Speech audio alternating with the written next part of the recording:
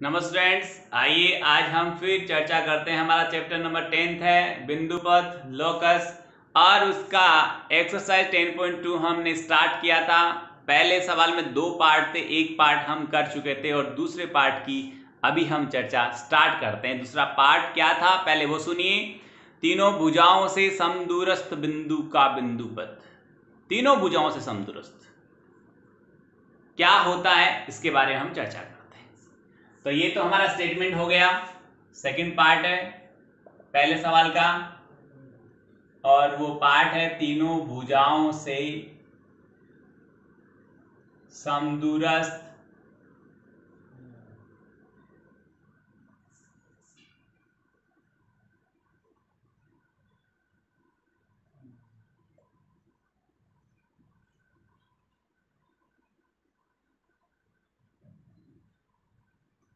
तीनों भुजाओं से समदूरस्थ बिंदुओं का बिंदु पथ।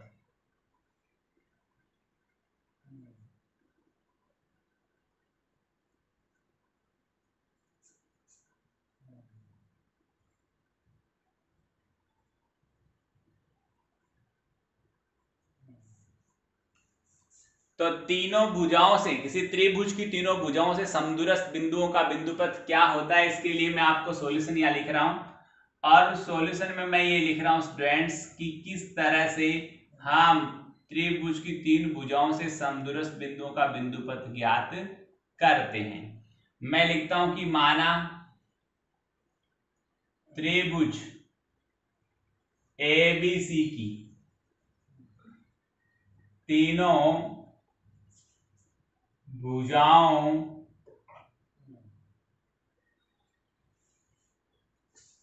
AB BC व AC से AC के बिंदुओं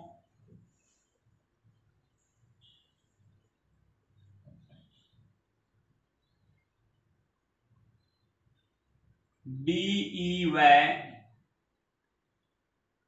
F से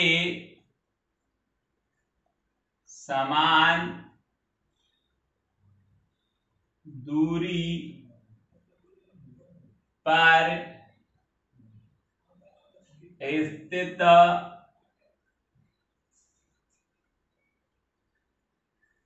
बिंदु O है। और इसका चित्र मैं आपको यहां बना के बताता हूं। त्रिभुज की तीनों भुजाएं एबीसी हो गई। AB पर स्थित एक बिंदु है, उसका नाम D है। BC पे F है, सॉरी E है, और AC पे F। मैंने ये तीन नाम इनको दिए हैं। और इन तीनों बिंदुओं से समान दूरी पर स्थित बिंदु को मैंने O नाम दिया है। इतनी बात आपको चित्र में मैंने आपको बताई है। आप देखिए स्टूडेंट्स, हमने कहा है कि O बिंदु DEF से समदूरस्थ है, यानी वो D और E से समान दूरी पर स्थित है। कौन? O। जब O D और E से समान दूरी पर स्थित है तो O बिंदु DE के लंब अर्धक पर स्थित होना चाहिए। कौन? O बिंदु किसके? DE के। किस पर? लंब अर्धक पर स्थित होना चाहिए। क्यों?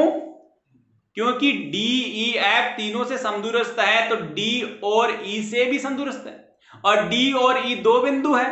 दो बिंदुओं से समान दूरी पर रहने वाले बिंदुओं का बिंदु पथ उन दोनों बिंदुओं को मिलाने वाले रेखाखंड का लंब अर्धक होता है, लंब समद्विभाजक होता है।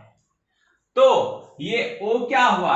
D और E को मिलाने वाले रेखाखंड के लंब अर्धक, लंब समद्विभाजक पर स्थित होना चाहिए। इसी तरह से ये O बिंदु E और F से भी समदूरस्थ है, और ई और एफ से समदूरस्थ है, इट मींस ये ई और एफ को मिलाने वाले रेखाखंड के लंब, अर्धक, लंब, समद्विभाजक पर स्थित होना चाहिए। ये तीनों बिंदु असरेख हैं और इसके पहले मैंने आपको एक प्रमेय पढ़ाई है कि तीन असरेख बिंदुओं से गुजरने वाले वृत्त का केंद्र कहां पर होता है, या तीन असरेख बिंदुओं से समदूरस्थ बिंदुओं का बिंदु पथ क्या होता है। इस सवाल पर, इस पॉइंट पर और इस जो प्रमेय है थीम पर हमने चर्चा की थी। तो उसी थीम को याद कीजिए, डी, ई और एफ असरेख है। ये बिंदु डी और ई से भी समदूरस्थ है, यानी डी और ई को मिलाने वाले रेखाखंड के लंब समद्विभाजक पर स्थित है। ये बिंदु ओ, ई और एफ के मिलाने वाले रेखाखंड के लंब अर्धक पर स्थित है। इट मींस क्या हुआ? इट मींस ये हुआ कि जो ओ बिंदु है वो डी, ई और एफ से होकर गुजरने वाले वृत्त का केंद्र है। कहां से गुजरने वाले? बिंदु डी, ई और एफ से होकर गुजरने वाले वृत्त का केंद्र है। कौन? ओ। अब डी कहां है? ए बी पर। ई कहां है? बी सी पर। एफ कहां है? ए सी पर। जब ये वृत्त डी, ई, एफ से होकर गुजर रहा है, इट मींस यह वृत्त ए बी, बी सी और ए सी को स्पर्श करके गुजर रहा है, छूकर गुजर रहा है। कौन? ये वृत्त ए बी भुजा, बी सी भुजा और ए सी भुजा को तीन बिंदु डी, ई और एफ पर छू कर गुजर रहा है, स्पर्श करके गुजर रहा है। और जब कोई वृत्त किसी त्रिभुज की तीनों भुजाओं को स्पर्श करते हुए गुजरता है तो वह वृत्त उस त्रिभुज का अंतःवृत्त कहलाता है। और वह बिंदु जो उस वृत्त का केंद्र है, जो उस त्रिभुज की तीनों भुजाओं को छू के जा रहा है, उस वृत्त का जो केंद्र होता है उसको अंतः केंद्र कहते हैं। अर्थात इसका मीनिंग समझो, अर्थात एक त्रिभुज की तीनों भुजाओं को छूकर जाने वाले वृत्त को अंतःवृत्त कहते हैं, उस वृत्त के केंद्र को अंतः केंद्र कहते हैं। और अंतः केंद्र सदैव उस त्रिभुज की तीनों भुजाओं से समदूरस्थ होता है, समान दूरी पर स्थित होता है। तो इस प्रमेय का जो कंक्लूजन निकला कि किसी त्रिभुज की तीनों भुजाओं से समान दूरी पर रहने वाले बिंदुओं का बिंदु पथ क्या होगा, तो आप कहेंगे किसी त्रिभुज की तीनों भुजाओं से समान दूरी पर रहने वाले बिंदुओं का बिंदु पथ उस त्रिभुज के अंतःवृत्त का अंतः केंद्र है, या उस त्रिभुज का डायरेक्ट बोल दो अंतः केंद्र होगा। तो ये हमारा सवाल संख्या फर्स्ट 10.2 का दूसरा भाग मैंने आपको एक्सप्लेन किया है। आगे देखिए स्टूडेंट्स, सवाल संख्या सेकंड क्या है। सवाल संख्या जो सेकंड मुझे दिख रहा है वो उस थीम पर आधारित है जो थीम मैंने आपको बहुत बढ़िया से एक्सप्लेन की थी कि एक त्रिभुज की तीनों माध्यिकाएं संगामी होती है, यानी एक ही बिंदु से होकर गमन करती है। उस बिंदु को हम उस त्रिभुज का केंद्र कहते हैं। और त्रिभुज का केंद्र प्रत्येक माध्यिका को 2:1 में अंतः विभाजित करता है। तो देखिए यहां पर दूसरे सवाल की हम बात करें तो यह बोल रहा है कि एक त्रिभुज है हमारे पास, नाम है उसका ए बी और सी, ए बी सी।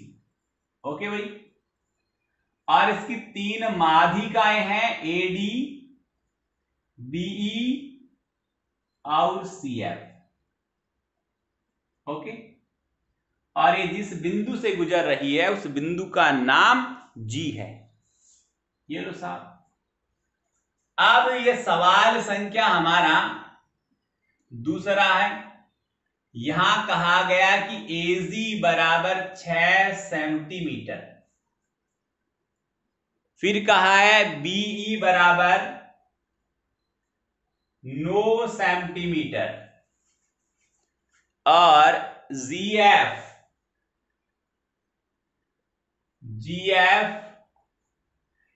4.5 सेंटीमीटर। हमें ज्ञात करना है सरकार जीडी। देखिए बोर्ड पे, ये रहा जीडी।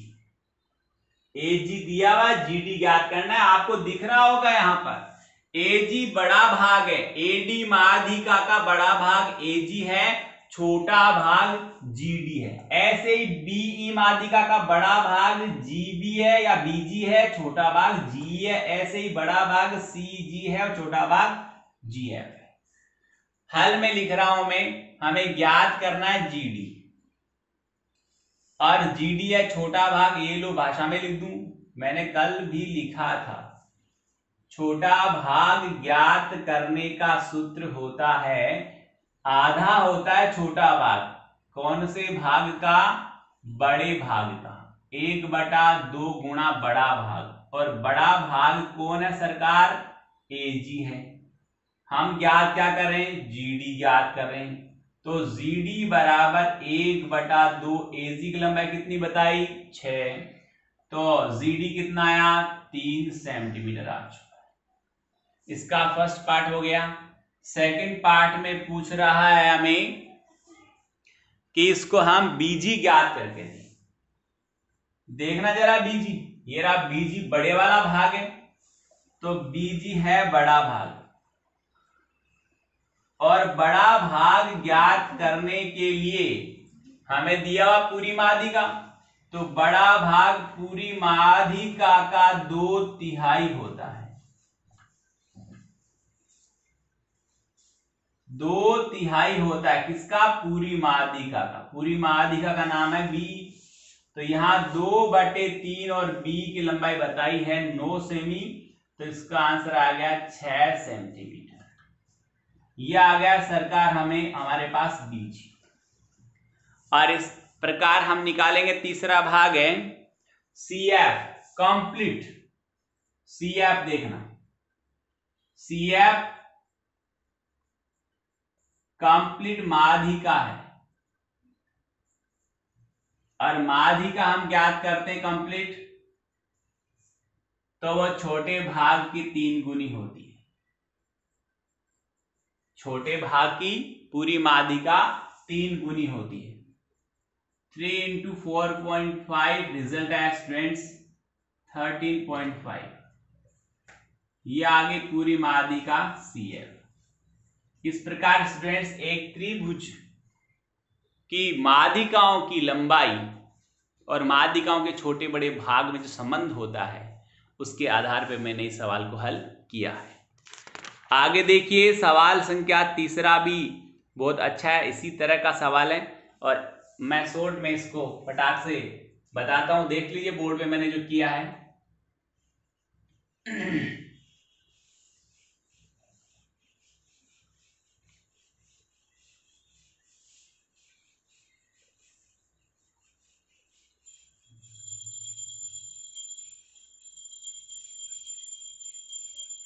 आप देखिए सवाल संख्या थर्ड में गिवन है त्रिभुज एबीसी में माध्यिकाएं एडी बी और सी है बिंदु जी पर प्रतिशत करती है। सिद्ध करना है कि दो माध्यिकाओं का योग उसकी जो भुजा है तीसरी उसके 3/2 गुने से भी अधिक है।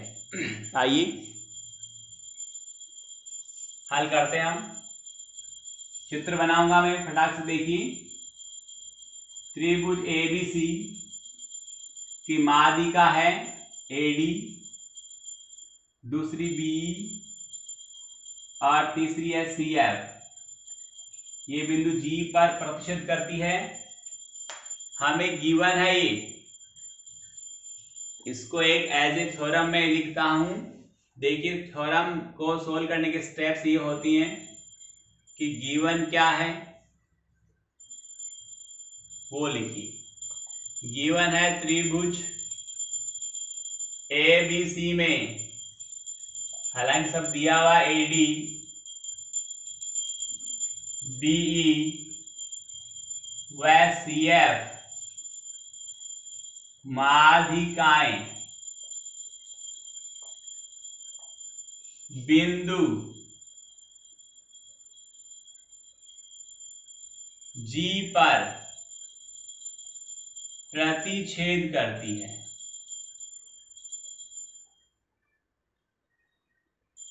प्रतिच्छेद करती है। हमें सिद्ध क्या करना है, टू प्रूव में लिखना है स्टूडेंट्स कि AD प्लस BE बड़ा है 3/2 गुणा AB का। दो माध्यिकाओं का योग उसकी संगत भुजा के 3/2 गुने से भी ज्यादा होता है, बड़ा होता है। ये बात हमें सिद्ध करनी है। देखिए मैं यहां रचना कुछ नहीं करूंगा, सीधा प्रूफ में ले चलूंगा आपको, और उसमें ये लेता हूं मैं कि त्रिभुज AGB में हम जानते हैं कि त्रिभुज की दो भुजाओं का योग तीसरी भुजा से सदैव बड़ा होता है। समझ में आ गया? AG प्लस BE बड़ा होगा किससे? AB से। अब AG क्या है स्टूडेंट, जरा देखिए, AG AD का बड़े वाला भाग है और BG BE का बड़े वाला भाग है।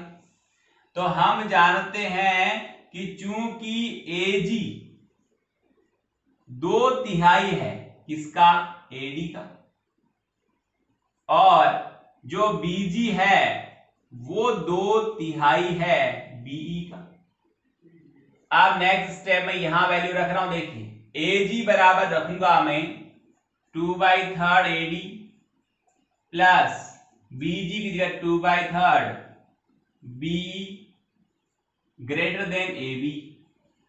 यहां से 2/3 स्टूडेंट्स हम कॉमन लेंगे, AD plus BE greater than AB यानी बड़ा है AB से। यहां AD प्लस BE बड़ा, इसका ट्रांसफर हो जाएगा तो 3/2 AB। ये हमें सिद्ध करना था कि त्रिभुज की दो माध्यिकाओं का योग किसी एक भुजा के 3/2 गुने से भी अधिक होता है। आगे देखिए स्टूडेंट्स, का सवाल संख्या जो 4th है वो आपको मैं अभी बोर्ड पे करवाता हूं। उससे पहले आप सुन लें कि सवाल संख्या जो 5 है वो सवाल संख्या तीसरे की तरह होना है, same as it. Same as it कैसे होना है वो सुन लें आप आराम से, कि आपने जैसे त्रिभुज AGB लिया मैंने, और इसमें मैंने ये सिद्ध किया, तो इसको समीकरण संख्या 1 डाल दें। फिर आप त्रिभुज जब BGC लेंगे तो BGC में कौन कौन सी माध्यिका के बड़े भाग इंक्लूड हैं? एक तो BE और CF। तो यह लिखना BE, इसलिए आया BE प्लस CF बड़ा है 3/2 किस भुजा से? BC से। इतने फर्क होगा, ज्यादा फर्क नहीं होगा। फिर नेक्स्ट में आप क्या करेंगे, त्रिभुज लेंगे AG और C। AGC में एक तो AD माध्यिका का बड़े वाला भाग काम में आ रहा है, एक CF माध्यिका का बड़े वाला भाग काम में आ रहा है। तो आप लिखेंगे त्रिभुज AGC में सेम टू सेम प्रोसेस आप यूज करेंगे, तो यहां आएगा AD प्लस, यहां पर आएगा CF बड़ा है 3/2 ACC। वो होगा समीकरण संख्या 3। और तीनों समीकरणों को जोड़ेंगे तो सेम जो अपने को सवाल में सिद्ध करना दिया है एज इट हमें प्राप्त हो जाएगा। स्टूडेंट ये हुआ हमारा सवाल संख्या 5।